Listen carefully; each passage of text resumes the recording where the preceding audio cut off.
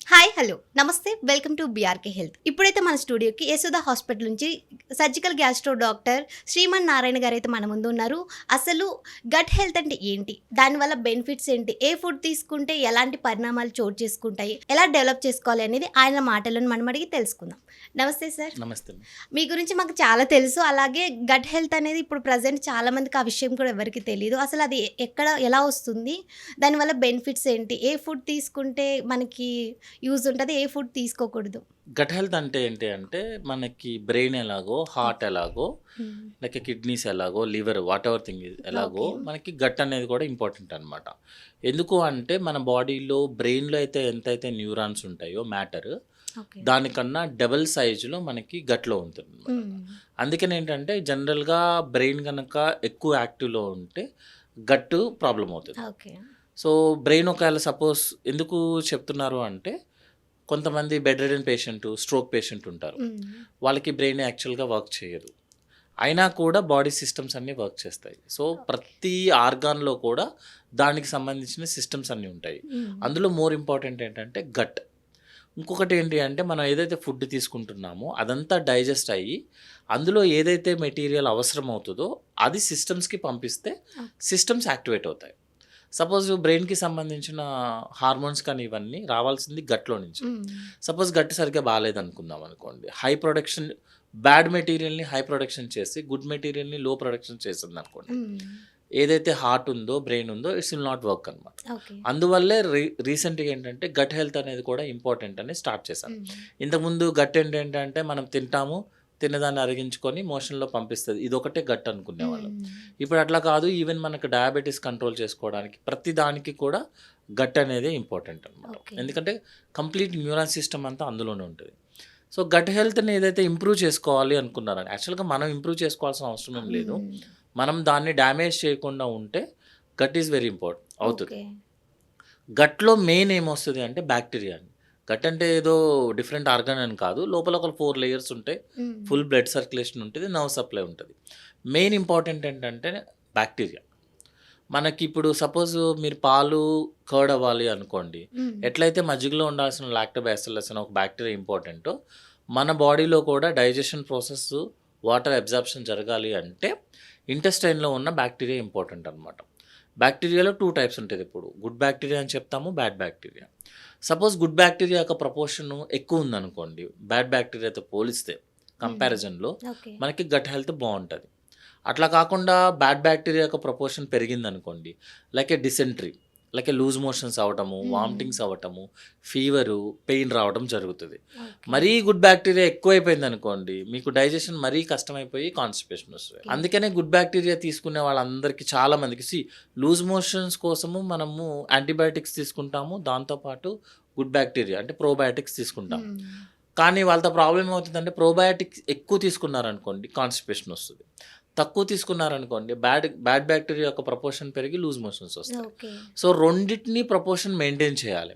నేను ఎందుకు స్పెసిఫిక్గా చెప్తున్నానంటే అందరూ వచ్చే క్వశ్చన్, సార్ గుడ్ బ్యాక్టీరియాని పెంచుకోవడానికి నెల రోజులకు ఒకసారి ప్రోబయాటిక్స్ వేసేసుకోవచ్చా అని అడుగుతారు. That is a bad idea. మనమేమి కొత్తగా దాన్ని చెడగట్టకుండా ఉంటే చాలు. మీరు గుడ్ బ్యాక్టీరియా ఎక్కువ తీసుకున్నారనుకోండి, we don't know today is good bacteria, tomorrow is a bad bacteria.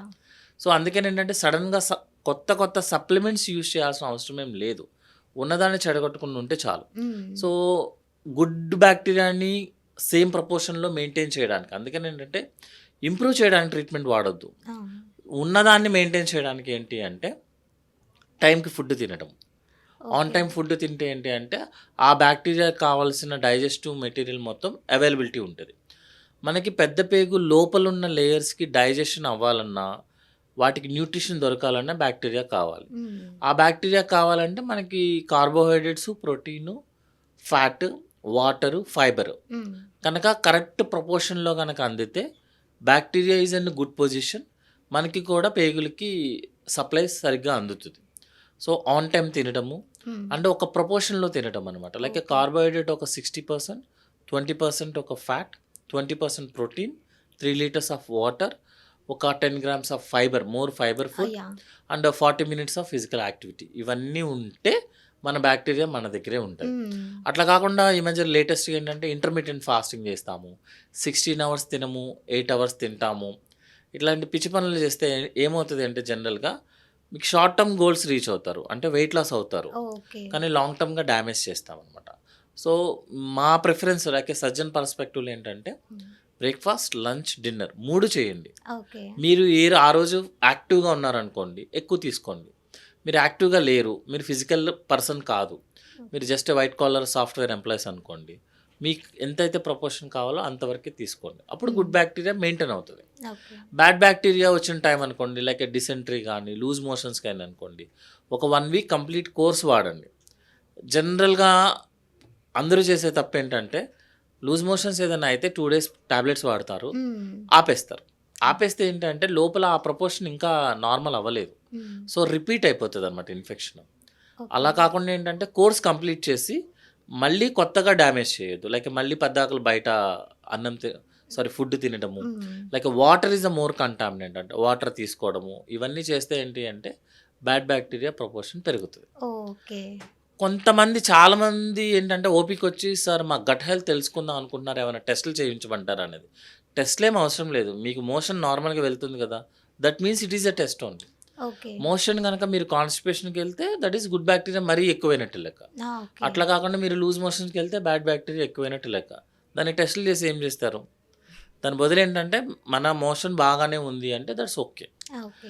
లేదు అనుకోండి ఒక 1 week గుడ్ బ్యాక్టీరియా వేసుకోవడము, తర్వాత ఆపేయడము. అదే కంటిన్యూ చేసేది వీక్లీ వన్స్ లేకపోతే మంత్లీ వన్స్ వేసుకోవడానికి కుదరదండి, అది యాక్చువల్గా రాంగ్ అవే అనమాట. ఓకే. సో అంతే, gut health is very important. మరీ దాన్ని ఎక్కువ కాన్సన్ట్రేట్ చేయాల్సిన అవసరం కూడా లేదు. ఓకే. చాలామంది పాస్ట్ లాంగ్వేజ్లో ఏంటంటే మేము కర్డ్ తినము. అవును. అసలు చాలా మంది మనం చూసుకున్నట్లయితే కర్డ్ హేటర్స్ అనేది ఒక టీమ్ గా తయారైపోయింది. అది తినరు అసలు అది స్మెల్ బేసికల్గా పడదంటే. ఏంటంటే కర్డ్ తినడం అనేది లైక్ లోకల్ అనమాట, పల్లె వెలుగు బ్యాచ్ కింద కర్డ్ తినే వాళ్ళని పల్లె వెలుగు అంటారు. దాన్ని ఏమంటారు, ఐ డోంట్, యోగట్ తినే వాళ్ళని ఏమో లైక్ ఎయిర్ బస్ అంటారు యాక్చువల్గా. ఓకే. కర్డ్ తినడం అనేది రెగ్యులర్, మనకి ఈజీగా అవైలబిలిటీ, సోషియో ఎకనామికల్గా కాస్ట్ ఎఫెక్టివ్ అనమాట. ఎందుకంటే ఈజీగా దొరుకుతుంది, రోజు దొరుకుతుంది. అవును. మీరు యోగట్కి ఆల్మోస్ట్ 3-4 times ఎక్కువ కాస్ట్ పెట్టాల్సి వస్తుంది యాక్చువల్గా. సో కొంతమంది ఎవరికో ఒకళ్ళకి కర్డ్ తిన్నప్పుడు కొంచెం ఇబ్బంది అవుతుంది అనమాట. అలాగని కర్డ్ మొత్తాన్ని బ్యాన్ చేయడం అనేది రాంగ్ యాక్చువల్గా. యోగట్ అనేది ప్రిపేర్ చేసింది, కర్డ్ అనేది న్యాచురల్గా దొరికేది అనమాట.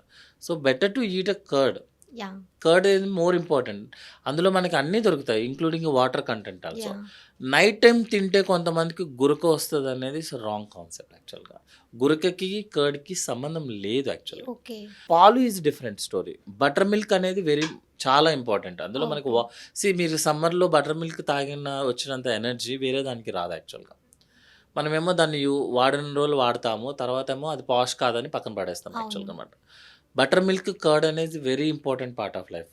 ఓకే. తర్వాత కాకపోతే ఏమవుతుందంటే కొంతమందికి పాలు అరగవు యాక్చువల్గా అనమాట, Yeah. లైక్ గ్యాస్ట్రిక్ ప్రాబ్లమ్స్ వస్తాయి. వాళ్ళు ఆపడంలో తప్పలేదు, కానీ 20-25 years దాటిన తర్వాత జనరల్గా మిల్క్ అంటే డైరెక్ట్ మిల్క్, అది మనకి అరగదు యాక్చువల్గా. Yeah. సో కొంతమందిని లేకపోతే అరగని వాళ్ళని స్పెసిఫిక్గా మన పాలు తాగము యాక్చువల్గా, అది ఓకే.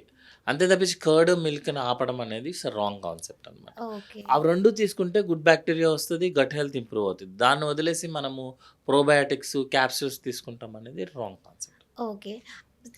చాలా థ్యాంక్స్ సార్. ఎందుకంటే ఇప్పటి వరకు గట్ హెల్త్ అనేది అంటే ఒక టెస్ట్లు ఉంటాయి, ఫుడ్ తీసుకోవాలనేసి చాలా మందికి తెలియదు, ఏదో వెళ్తున్నాము అన్నట్లు చేస్తుంటారు. కానీ మీరు చిన్న ఇన్ఫర్మేషన్ అయినా సరే బాగా అర్థవంతంగా చాలా బాగా చెప్పారు sir. Thank you so much sir. Thank you.